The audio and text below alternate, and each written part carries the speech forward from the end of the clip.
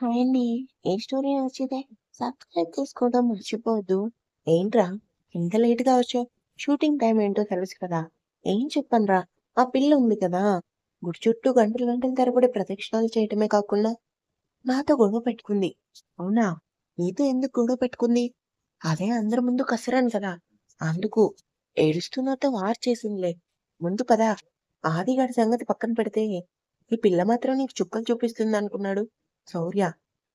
కాలేజ్‌కి వచ్చిన నవ్య కోసం చుట్టూ చూసింది. సీత భుజంపై చేయి పట్టడంతో వెంటనే వెనక్కి తిరిగి ఏడుస్తూ నవ్యని హత్తుకుంది. ఊరుకోవే! ఇంకా ఎందుకు ఏడుస్తున్నావు? జరిగిందేదో జరిగిపోయింది కదా! సీత వెన్ను నిమురుతూ ఓదార్చింది నవ్య. ఎలా మర్చిపోతానే? ఆ భావన కాదని ఆ రామ్ ఇంట్లో అతనికి భారీగా ఉండటం ఎంత నరకంలా ఉంటుంది. నీకెలా చెప్పగలను? తెలుసే. కానీ ఏం చేస్తాను? ఈ భావనే కదా దగ్గరుండి పెళ్లి చేశాడు. మామయ్య ఎలా ఉన్నాడే? హాస్పిటల్‌లోనే ఉన్నారు. ఇప్పుడు బానే ఉన్నారు కానీ, మీ బావ మీద కోపంగా ఉన్నారు. ఆ రోజు మామయ్య ముఖం చూడగానే అర్థమైంది. బావ మీద చాలా కోపంగా ఉన్నాడని. అది సరే, రామ్ కోసం ఏమైనా తెలిసిందా? కొంచెం అయితే తెలుసుకున్నాను. ఎలా తెలుసుకున్నావే? ఆ ఇంట్లో చిత్ర అనే అమ్మాయి ఉందే. తనని అడిగాను. రామ్‌కి అమ్మ, నాన్న, చెల్లి, తాతయ్య ఉన్నారు. తన్వి తన మరదలు. రీసెంట్‌గా ఆ అమ్మాయి చనిపోయిందంట. అవునా? కానీ ఎందుకు? తన్వి కోసం మొత్తం చెప్పింది. సీత అంతా విన్నా నవ్య బాధపడింది. సరే, జరిగింది వదిలేయ్. ముందు రామ్ ఎందుకు పెళ్లి చేసుకున్నాడో రీజన్ అడిగావా? నీ మొహం వాడు అస్సలు చెప్పటం లేదు. ఇప్పుడిప్పుడే కొన్ని అర్థం కాని మాటలు, అర్థమయ్యే మాటలు ఏవేవో చెప్తున్నాడు. నేను ఎలా అయినా తెలుసుకుంటాను. ముందు పద. మనం హాస్పిటల్‌కెళ్దాం. రామ్‌కి తెలిస్తే ఎలా తెలుస్తుంది? నువ్వు ఫోన్ చేసి చెప్తావా? మూసుకొని పదవే. మళ్ళీ సాయంత్రం కల్లా కాలేజ్‌కొచ్చేద్దామని నవ్య చేతులు పట్టుకుని ముందుకు నడిచింది సీత. గేట్ ఓపెన్ చేసి అడుగు బయట పెడుతుండగా ఇంతలో నవ్య ఫోన్ మోగటంతో లిఫ్ట్ చేసి సీత వైపు షాక్‌గా చూసింది. ఏమైందే? రావటం మానేసి ఫోన్ చెవి దగ్గర పెట్టుకుని అలా బొమ్మలా నిలబడిపోయావు. నీకే ఫోనొచ్చింది అని సీతకి ఫోనిచ్చి నుదుటిన పట్టిన చెంపలు తుడుచుకుని వెనక్కి అడుగు వేసింది నవ్య. మా బావ ఏంటాడులే అనుకుని హలో బావ చెప్పు. నేనే మరదల పిల్ల. నీ మొగుడిని రాముని మాట్లాడుతున్నాను. అప్పటి వరకు ముఖంలో ఉన్న సంతోషం ఒక్కసారిగా ఎగిరిపోయింది. గుండె చాలా వేగంగా కట్టుకుంది. రామ్‌కి తెలియకుండా తప్పు చేశావు సీత అని ఆమె మనసు హెచ్చరిస్తుంది. నువ్వు నువ్వు ఏ అంటూ సీత తడపడుతుంటే రామ్ నవ్వుతూ "ఓంటమ్మా మరదలా అనుకున్నాను. ఊ అంటున్నావు. క్లాస్ సరిగా వెళ్ళటం లేదా? నేను క్లాస్‌లోనే ఉన్నాను. మరి గేట్ దగ్గర ఎందుకున్నావు?" సీత షాక్‌గా నవ్య వైపు చూసింది. అప్పటికే నవ్య భయంతో క్లాస్ రూమ్‌కి పరుగు తీసింది. అది రామ్ గారు చైర్‌లో కూర్చున్న వాడల్లా ఒక్కసారి పైకి లేచి ఎదురుగా ఉన్న ఎల్ఈడీ స్క్రీన్ మీద భయంతో వణుకుతున్న ఫోన్ మాట్లాడుతున్న సీత ముఖం చూసి నీకెన్ని సార్లు చెప్పానే? నా మాటంటే లెక్క లేదా నీకు? సీత ఏడుస్తూ అది నేనెక్కడికి ఎళ్ళటం లేదు. అవునా? మరెందుకే క్లాస్‌లో కూర్చోటం మానేసి మీ బావతో షికారులు చేయటానికి బయటికి బయలుదేరావా? కాదు అని గట్టిగా కళ్ళు మూసుకుంది. సీత స్క్రీన్ మీద ఆమె మొహం చూస్తూ మాట్లాడు. చెవుడు కూడా వచ్చిందా? రామ్ గారు, నేను మా బావ కోసం వెళ్ళటం లేదు. మామయ్య కోసం హాస్పిటల్‌కి వెళ్దామనుకున్నా. ఎవరికాడికి వెళ్తున్నావే? అప్పటి వరకు భయంలో కళ్ళు మూసుకున్న సీత ఒక్కసారి కోపంగా కళ్ళు తెరిచి నిన్నడిగితే రామ్మా బంగారం నేను హాస్పిటల్‌కి తీసుకెళ్తాను అంటావా? అలా అనవు. నిన్నడిగితే 2 కాళ్ళు విరగ్గొడతావు. అందుకే ఇలా నీకు తెలియకుండా వెళ్దామనుకున్నా. కానీ అంతలోనే నువ్వు ఫోన్ చేశావు అని ఏడుస్తుంది. నేనంటే అంత భయమున్న దానివి నా మాట కాదని పెద్ద పుడంగిలా ఎలా బయలుదేరావే? ప్లీజ్ వెళ్తాను రామ్ గారు. నాకు అమ్మయినా, నాన్నయినా మామయ్యే కదా! ఆ ముక్కు ఉదయం నేను లేవగానే అడిగితే నేనే దగ్గరుండి తీసుకొని వెళ్ళేదాన్ని.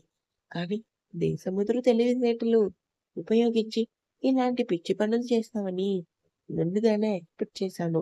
రామ్ మాటలు గంభీరంగా వచ్చేసరికి క్షమించు. ఇంకా ఎప్పుడు ఇలా చెయ్యను. ఈ ముక్క చాలా సార్లు అన్నావు నాతో. మీ మామయ్య భూమి మీద బ్రతకడం నీకిష్టం లేదా బంగారం? ఇకపై మీరు చెప్పినట్టు బుద్ధిగా ఉంటాను. ప్లీజ్ మా మామయ్యని ఏం చేయకు. నీ పని ఇప్పుడు కాదు. సాయంత్రం చెప్తా. నువ్వు తక్కువదానివి ఏం కాదే. పొరపాటున దేశం కాని దేశం తీసుకొనెళ్తే నాకు తెలియకుండా నన్నే అమ్మేస్తావు నువ్వు అంటాడు. సీత ఏడుస్తూ, అయినా నీ కళ్ళు ఎప్పుడు నా మీదే ఉంటాయా? నువ్వు షూటింగ్‌లో ఉన్నావు కదా! అయినా నేనెలా వెళ్తున్నానో నీకెలా తెలుసు అంటుంది. నేను నీలాగా తింగరి టైప్ కాదు. ముందు ఆ దిక్కుమాలిన ఏడుపాపి క్లాస్‌కి వెళ్ళు. అది కాదు రామ్ గారు. చెప్పాను కదా! నా సహనాన్ని పరీక్షించావంటే నిన్ను నిలువునా చీరేస్తాను. పెట్టేయ్ ఫోన్ అంటూ కోపంగా అరిచాడు. రామ్, సీత భయంతో చేతిలో ఉన్న ఫోన్ వదిలేసి ఏడుస్తూ క్లాస్‌కి వెళ్ళింది. ఆమె క్లాస్‌కి ఏడుస్తూ వెళ్ళటం చూసి దీన్ని పెళ్లి చేసుకున్నట్టు లేదు. బాడీగార్డ్‌లా ఉన్నట్టుంది అనుకున్నాడు.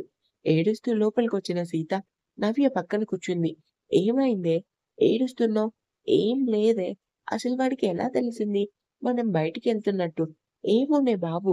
నాకైతే గుండె దడ ఇంకా పోలేదు. మీ ఆయన వాయిస్ వినేసరికి అమ్మో! ఇంకోసారి మా ఆయన అన్నావంటే నీతో అసలు మాట్లాడను. సారీ. ఏదో ఫ్లోలో అనేసానే. సీతకి మాత్రం భయం పోలేదు. సాయంత్రం అతనితో మామూలుగా ఉండదని బాగా అర్థమైంది. సాయంత్రం వరకు క్లాసు అస్సలు వినలేదు. సీత రామ్ మాటలు తలుచుకుని భయంతో అలానే కూర్చుంది. షూటింగ్ అవ్వటంతో శౌర్య రామ్ దగ్గరకొచ్చి, రేయ్! రేపు ఎయిర్‌పోర్ట్‌కి ఎన్ని గంటలకెళ్ళాలి? మార్నింగ్ 7కి. పూజను కూడా తీసుకొని రా. అమ్మకి పూజ అంటే చాలా ఇష్టం కదా! తప్పకుండా. ఏంటి అలా ఉన్నావు అని రామ్ చేతిలో జ్యూస్ గ్లాస్ పెట్టాడు శౌర్య. ఏం లేదురా, తాతయ్య వస్తారు కదా! అదే కొంచెం భయంగా ఉంది. ఎందుకు భయం? కేవలం నాన్న చెప్పారని సీతను పెళ్లి చేసుకున్నాను కానీ తాతయ్య కనీసం ఒక్క మాటైనా చెప్పలేదు. ఆయన కోసం కోపంగానే ఉన్నారు. నా మీద నైట్ ఫోన్ చేసినా మాట్లాడలేదు. శౌర్య ఆలోచిస్తూ, అంటే నువ్వు పెళ్లి చేసుకుంది అవును. నాన్న చెప్పారనే సీతను చేసుకున్నా. సరే నేను వెళ్తాను కాలేజ్‌కి. ఆ పిల్ల ఒక్కతే ఉంటుంది. సీత జాగ్రత్తరా! ఉదయం ఏదో తెలియక అలా చేసింది. ఈసారి క్షమించెయి. ఏంటి సానుభూతా? సీత జాగ్రత్తగా కాదు. రామ్ జాగ్రత్త. తను టైంకి ఫుడ్ కూడా పెట్టడం లేదు. ఆ పిల్ల మళ్ళీ దాన్ని వెనకేసుకొనొస్తున్నావు. ఈరోజు మామూలుగా ఉండేదానికి అని కోపంగా చిన్నుని తొక్కుతూ కారెక్కాడు నాన్న. శౌర్య రామ్ వెనకే వచ్చి రామ్‌కి బాయ్ చెప్పి తను కారెక్కాడు. రేపు విమల గారు వస్తే రామ్ ఒంటరిగానే ఉంటాడు. అంకుల్ సీతని ఎందుకు పెళ్లి చేసుకోమన్నట్టు? విశ్వ అంకుల్ చాలా మంచివారు. అసలేం జరుగుతుంది? రామ్‌ని పగతోనే పెళ్లి చేసుకోమన్నారా? లేదంటే ఏదైనా కారణం ఉందా అనుకోని ఆలోచనలతో కార్ స్టార్ట్ చేశాడు శౌర్య. నవ్య సీత దగ్గరకొచ్చి, ఇంకా నేను వెళ్తానే. ఇప్పటికే 7 అయింది. ఇంట్లో అందరూ కంగారు పడతారు. సరేనా? మావయ్యని అడిగానని చెప్పు. అలానే బావకి ఈ లెటర్ ఇవ్వు. సరే బాయ్. ఆ! అని సీత అక్కడే ఉన్న బెంచ్ దగ్గర కూర్చొని రామ్ కోసం ఆలోచిస్తుంది. దేవుడా! నన్ను ఈరోజు భూమి మీద ఉండనిస్తాడా? లేదా నిజంగా వాడిని అడిగానా? ఏసీ కార్‌లో హాస్పిటల్‌కి తీసుకొని వెళ్ళేవాడేమో. ఛ! ఇప్పుడు ఎలా ఫేస్ చేయాలి తన్ని? Black colour Benz car Sita ముందు ఆగటంతో సీత గుండె మరింత ఫాస్ట్‌గా కొట్టుకుంది. విండో ఓపెన్ చేసి సీత ముఖం చూశాడు రామ్. గోర్లు కొరుక్కుంటూ టెన్షన్‌గా పైకి లేచి తలదించుకుంది. రామ్ కారు దిగి సీత దగ్గరకొచ్చాడు. అప్పటికి మబ్బులు పట్టి వాతావరణం చల్లగా ఉంటుంది. చల్లని గాలి వేగంగా వీస్తుంది. సీత హెయిర్ అంతా గాలికి ముఖం మీద పడి ఆమె ముఖాన్ని రామ్‌కి కనిపించనీయకుండా దాచేశాయి. ఏంటి తలదించుకున్నావు? సిగ్గుపడుతున్నావా? రామ్ మాటలకి భయంగానే తలదించుకుని ఉంది సీత. నవ్వుతూ ఆమె ముఖం నిండా పడిన జుట్టుని తన చేత్తో పక్కకి నెడుతూ, ఇప్పుడు కానీ ముఖం చూపించకుండా ఉన్నావే అనుకో. ఇక్కడికిక్కడే నీ మెడలో పాటు చెయ్యి కూడా విరుగుద్ది. భయంగా రామ్ వైపు చూసి గుటకలు మింగింది సీత. చెప్పు ఏంటి కాలేజ్ అని చెప్పి ఇక్కడ నాకు తెలియకుండా ఏదో యాక్టింగ్ చేస్తున్నట్టు. ఏంటి? సారీ. ఇంకెప్పుడు ఇలా చెయ్యను అంటుంది. ఓహ్! సారీనా? అబ్బా! ఏం యాక్ట్ చేస్తున్నావే! శభాస్! నీకు ఆస్కార్ ఇచ్చినా తప్పులేదు. సీత ఏడుస్తూ నిజంగానే సారీ చెప్తున్నాను. నువ్వలా గంభీరంగా మాట్లాడకు. నాకు భయమేస్తుంది అంటుంది. రామ్ చిన్నగా నవ్వి ఒక్కసారిగా ఆమె నడుం దగ్గర చేతిని వేసి ఫోర్స్‌గా మీదకి లాక్కున్నాడు. అమాంతం అతన్ని అతుక్కుపోయింది సీత. నిజంగా నేనంటే అంత భయమున్న దానివి ఎందుకే నా మాట కాదని నకరాలు చేస్తున్నావు? కోపంగా అన్నాడు రామ్. సారీ. ఏడుస్తూ చెప్పింది. ఏయ్! ఆపుతావా లేదా ఏడుపు? అతని కౌగిల్లో ఏడుస్తున్న ఆమె, మరి ఏడవకుండా ఎలా ఉండను? నీ ముఖం చూస్తేనే భయమేస్తుంది. ఆ కళ్ళు చూస్తేనే వెన్నులో వణుకు పుడుతుంది.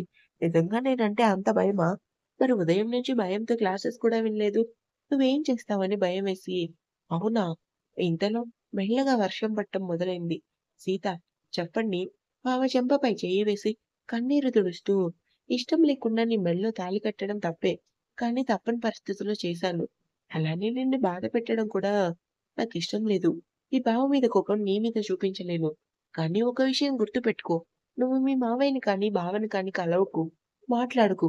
ఇంత మంచిగా ఎందుకు చెప్తున్నానంటే, నీ మీద చెయ్యి చేసుకోవటం నాకిష్టం లేదు. మరోసారి ఇలానే చేస్తే, ఇప్పుడు చెప్పినంత కూల్‌గా అయితే చెప్పను. లోపల ఉన్న 32 పళ్ళు ఊడిపోయేలా మరి కొడతాను. అర్థమైందా? అతని మాటలకి ఆమెకి నోటి మాట రాలేదు. షాక్‌తో అలానే రామ్‌కేసి చూసింది. వర్షపు చినుకులు ఇద్దరిని తడుపుతున్నా లెక్క చేయకుండా అలానే ఉన్నారు. ఏంటి అలా చేస్తున్నావు సీత? నువ్వసలు మంచివాడివా? లేదంటే చెడ్డవాడివా? ఆమె కళ్ళల్లో చూస్తూ నీ మనసులో ఏదో అనుకుంటున్నావు కదా! చెప్పు. నువ్వు నాకేంటో తెలియటం లేదు. నిన్ను చూస్తుంటే ఎంత చదివినా అర్థం కాని పుస్తకంలా ఉన్నావు. రామ్ చిన్నగా నవ్వి నన్ను అర్థం చేసుకోలేవు నువ్వు. ఎందుకంటే నేను రామ్‌ని. ఇప్పుడు ఇంక నన్ను ఏం చెయ్యవు కదా! చేయను అని ఎవరు చెప్పారు? చేయాలి. అప్పుడే కదా నువ్వు నా కంట్రోల్‌లో ఉండేది. ముందు కారెక్కు. సీత భయంగా చూసి, ఇప్పుడే కదా అన్నావు కొట్టాను అని. మరిప్పుడేం చేస్తావు? ఏం చేస్తానో చేసి చూపిస్తాను. పద అంటూ సీత చేతులు పట్టుకొని కారెక్కాడు. రామ్ ఇంకా మమ్మీ కీప్ వాచింగ్.